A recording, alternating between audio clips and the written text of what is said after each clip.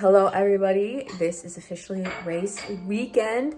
We are going to get our packets and pick them up right now. And then tomorrow is race day. Thanksgiving, I completely didn't realize, because I know I said I wasn't counting calories, but then this morning I was like, I'm just curious how many I ate. I ate typically 1,000 more than I normally would. And typically all the calories I eat one day was my dinner. But I really thought about it. I actually have never given myself a cheat day since at least this year. I can't confidently say, oh no, I did last year's birthday, my 23rd birthday, I did do a cheat day. But I can't remember if I did one this year. I might have done one for my birthday, but I've never really done a cheat day, so I figured I did. I still well, I just added them in today too as well. But you know what I'm taking it as? It was a lot of carbs, so I was carb loading for the race, okay? That's what I was doing. So that's how I'm gonna warp it in my mind, so I feel somewhat better about it. But I'm also just saying, you enjoy your day. You had a good meal. So there's that. But we're gonna go get our packets right now. I think we're getting shirts and stuff. I don't know. I could do without the shirt, but because I'm not even gonna wear it tomorrow. I wanna wear my St. Jude shirt that I have because it's the racing jersey material. So I think it will be a good combination, because the sweatshirt, I could sweat in. We'll see, we're gonna do that and do about a mile walk just to loosen up our legs, since we didn't do anything. We're not gonna run it or anything. We just wanna keep our legs warm, not do too much, because the bruise on my calf is still very much there. It looks worse, so I think it's getting better. It's definitely not bothering me, but I also haven't ran. So maybe I'll do a quick little jog just to see if it hurts when I run. That's the plan. So I will see you once we get all of our stuff. Oh, a little cookie hair, I'm gonna leave it. I'm not dealing with that. So we just did a little 1 mile, a little bit of a run because it started to rain. And then someone said, I have to go home right now. I'm having issues. So, okay girl.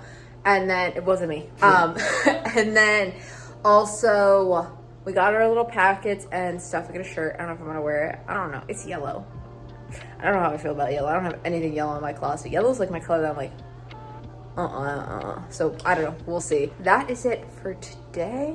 I don't really have much more as far as race stuff. I ended up kind of sprinting more towards the end to home, and I will say the calves hurt a little bit, so maybe later tonight I might try to just stretch out my calves a little and just see if that helps. But other than that, I guess I'll see you tomorrow morning for the race day. I cannot believe it is here. Maybe because I didn't train as hard this time, or as frequently in the beginning. That's why it feels like it's not supposed to be here. But I will see you tomorrow morning. Oh, my hair's sticking out like crazy. I still have all my curls in from Thanksgiving. So today is the race day. We got up at 6 and had a bagel so that we could digest it, get it out of our system and all that. But I'm so conflicted on what to wear, because it's 20, you said, out there? 27. 20. Feels like 19. Basically, let's just say somewhere in the 20s. I see people with hats and coats. That's all I can say. Yeah, but this is also, it's not just fully a race, it's a family fun walk. I don't really know. I wanted to wear my St. Jude shirt, but I'm is that too cold? But I'm a sweater. We've seen those pit stains before here. But my other option was to wear the sweatshirt I got at the breast cancer walk. But I'm am I gonna be too hot? Am I gonna be too hot with this and this? But I've never ran outside in 20 degrees weather. I'm so conflicted on what to do. I'm trying to think. She's gonna go outside and check the temperature for a second, but yeah, I'm a little conflicted. I'm a little nervous, definitely nervous, but I'm hoping anxiety turns into adrenaline. So I'm hoping I'm just gonna, so we'll see.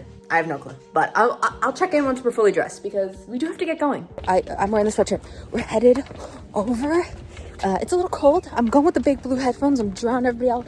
I'm locking in, I'm focusing. I can see everybody lined up. So let's get there. We got 5 minutes. I'll see you at mile 1, y'all. Okay, so let's talk a little bit about the race. My original plan was to check in with you guys at each mile, and I kind of did for mile 1, but because I was trying to focus, the footage is definitely not the best. And then for the other 2 miles, I kind of knew I was behind on time, so I was I don't want to have to worry about getting my phone out of my belt. I figured we can just discuss it now, because even if I did try to film myself during the race, I just feel I wouldn't have been able to get the thoughts out properly of how I was feeling. Plus, obviously post-race, I've thought about things more, so I feel I have more thoughts on how the race actually went as well. So as you did see though, I was kind of in a rush to get there.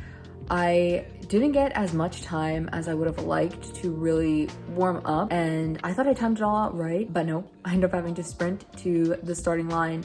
Luckily, it did actually start 5 minutes late, but once you were behind that line, it was just like way too crowded to really do any kind of stretching, so I didn't really get to do any of that. But let's get into the first mile here. I kind of felt instantly off. Like my legs just felt really heavy.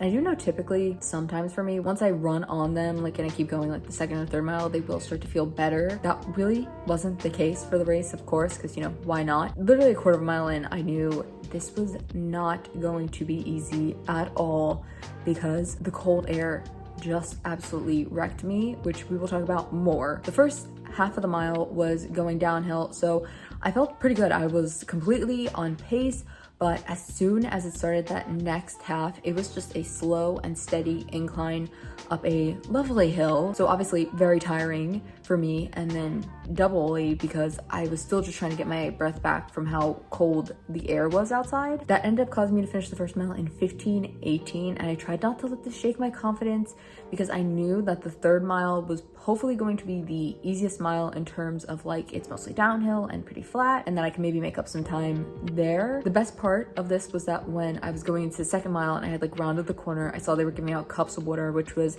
so nice because even though it was freezing cold, I was still sweating because I did end up wearing really heavy sweatpants. And then I put the sweatshirt over the long sleeve blue St. Jude's shirt, which I think was a mistake. I think I should have either just done the sweatshirt or I should have just done the St. Jude shirt. Like, I feel like I had too much like very heavy clothes on. Like, I think I should have done either like heavier clothes on the top or heavier clothes on the bottom, but you know, you live and you learn. And I kind of learned, I did take note, like a lot of people had more like thermal gear on and then they did like a vest or something. So I'm like, okay, taking notes, I'm writing them down and I'm learning. But overall, the water was just really nice because it like cooled me physically and mentally because I knew the second mile was going to be the hardest. It kind of started similar to the first. You had a little bit of a downhill, and then before the end of the first half, you started going uphill, but these hills were different. The hill in the first mile was a long, slow, and steady incline. These were like a bunch of like littler ones, and they were also very steep little hills. And because of this, this was my slowest mile at 15:28, and this is definitely where my confidence had shaken, and I was like, yeah, I don't really think I'm gonna finish on time just because not the mile time I was looking for, obviously. Now, luckily, going into the third mile, they also gave out some more water, so like I said, cooled me mentally and physically again. I also was getting a little bit more confidence back because I knew this was the only one that was not up and downhill. So I thought, okay, I can hopefully pick up the pace, maybe make up some time, or at least be pretty close to it. The one thing that happened at this mile that I did not even account for was on the way to the race. I was like, oh, it's like pretty cloudy out. It's not like super sunny. Like I can go no sunglasses. And it was fine the first 2 miles because I didn't even realize it until I started the third mile. It was all okay because the sun was to my back, so I didn't really have to like worry about the sun being in my eyes. And because I have such light eyes, like the sun is just a pain in the butt for me. And I would have said whatever, because you know, just one foot in front of the other, just keep running, like that's it. But there were so many like little potholes and like cracks in the road where I could have twisted my ankle that I was like, now I really have to like pay attention where I'm stepping. But the best part is that this was actually my fastest mile at 15:15. Obviously not much faster than the first mile, but still my fastest mile in a mile where I'm like really trying to pay attention to where I was stepping. Then the last 0.10 to get the full 5K was the hardest because it was the steepest hill on the whole course, and that's how you had to end it. And then you had to go up and go another like 0.10 or so to hit the finish line. And you might be here thinking, isn't a 5K 3.10 miles not like 3.18? I thought the same thing. But at the third mile, I completely forgot I did this. I think I might have blacked out at this point. I had taken my phone out because I didn't want to have to like mess around trying to get it out of my belt like once I was at the finish line and things like that. So I had noticed though, when I got to the top of the hill, it said like 3.10. I was like, oh, okay, we still have a little bit to like the finish line. And once I crossed the finish line, it said 3.8. And there were some other people at the end of the race that were saying, oh, I have 3.18, I have 3.17. All of us in this like range that was just like a little bit obviously longer than a 5K. But my issue is that I am conflicted because I have 3 different times. Sadly, none of them are my goal time of the 45 minutes. The official race time was 49:20, which is actually the same exact time I had when I had stopped my phone and I had crossed with 3.18 miles. Now, I also forgot I did this too, but when I had saw the 3.10, I had screenshotted it on my phone and that was at 48:06. And then when I got home, I checked like the actual thing to see like when did I hit the 3.10, and it said that it was 47:58. So I'm like, okay, what time am I supposed to go by here? Obviously last week I did hit my PR of my 5K. I think it was 45:57, but technically 48:06 or 47:58 would be a PR for me as far as a race goes. Personally, I do kind of want to go by the 48 or the 47 just because those were the times where it actually was 3.10, not over. Overall though, I really learned a lot from this race, and I am kind of happy I didn't hit the 45-minute goal because there are a few different reasons. If you have been following along for the past few months,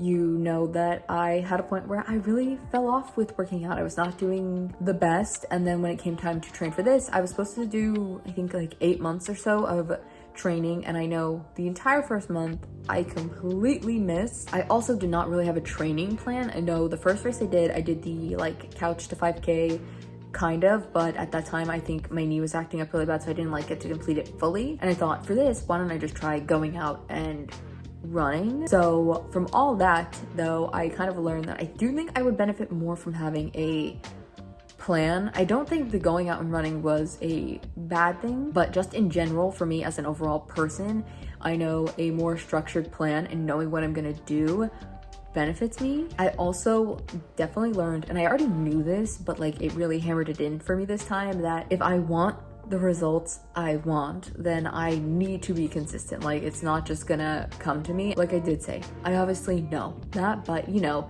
you forget about that when you're in the moment. Like I did say in the previous video, I was in my 45-minute goal, so I know it is obtainable, but I think with correct training and consistency, I probably could have done it, if not even better. My biggest takeaway from this though is practice breathing, because if you don't have that, you have nothing. My body was able to push through any pains or fatigues, which luckily I did not have any real pains. It was just mostly like feeling like fatigued more, I guess. But getting my breathing back was the real struggle for me. Now I will say I have never ran in weather like this at all.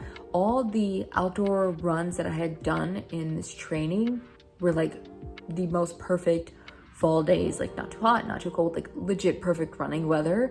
And then that week, global warming just took over big time and probably gave us like our coldest week we've had yet. Like to the point where cops were on the route saying, oh, be careful, there's some spots where water had froze and it has turned to ice now. Obviously very cold, and I am not a summer person at all, but I was missing my summer race compared to this because it was just too hard to breathe with that cold air. Like I said, obviously I did not hit the goal I wanted. No matter what number I set for any of these races from now or until my last race, my goal is always just simply to finish the race. For me, I was always the kid in gym class that first off hated gym.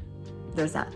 But I always hated when they made you do like the mile test, or like you had to run from here to here and they were gonna time it. It was just, I used to try to skip school. It gave me so much anxiety. So to be in a point where I am running and it's like one of my favorite things to do, is just wow. So no matter what, just getting up and being able to be in a position where I am lucky enough to use my body and run will always be a win to me. So the question is, now what? Well, I kind of plan to use this as a guideline for what I need to include in my training.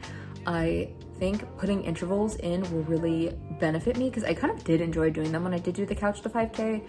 I think more outdoor runs so I could get more acclimated with weather and things like that. I also think more longer runs because I think that will help me feel like the 5K is just like a breeze, because like for me, like the 5K is kind of the longest distance I really do right now. And most importantly, focusing on controlling my breathing. That is my big one, because that I feel like is where I always go wrong. I just don't want to always feel like I'm like huffing and puffing at the end. So my plan is throughout December to try a few different things just to see what will work best for me, so that when we go into the new year, I can have a really well-structured base training plan until it's time to do another race. Which I will say, I have already signed up for another 5K race, but we are not thinking about that just yet because it is over 6 months away. I only signed up for it now simply because they were having like a good sale and I didn't want to miss out. But for right now, we're going to focus on doing some base building. Next week, actually, we do have a virtual race. I'm going to do a 10K for St. Jude's. Last year, we ended up doing the 5K and I was like, oh, let's try the 10K. Let's just like see, because it's virtual. We're not like, you know, we don't have to worry about anybody else. I don't have plans to run this, I will say. This will be the longest distance I have ever done. I think the closest I might have came was the breast cancer walk. Like I think when I totaled up everything I walked from start to finish that day, I think it was very close to that, but that was also like stopping, starting, sitting, waiting, you know, not fully walking. The closest I've done to like full walking is the one I did my birthday, which was 5.12 miles. But that is all for this week. I hope you guys did enjoy my little race recap, I guess. Not what I was actually intending to do, but I think this is better because I think I was able to like really share my thoughts more in depth. That is it for this week. Till next week, roll the outro.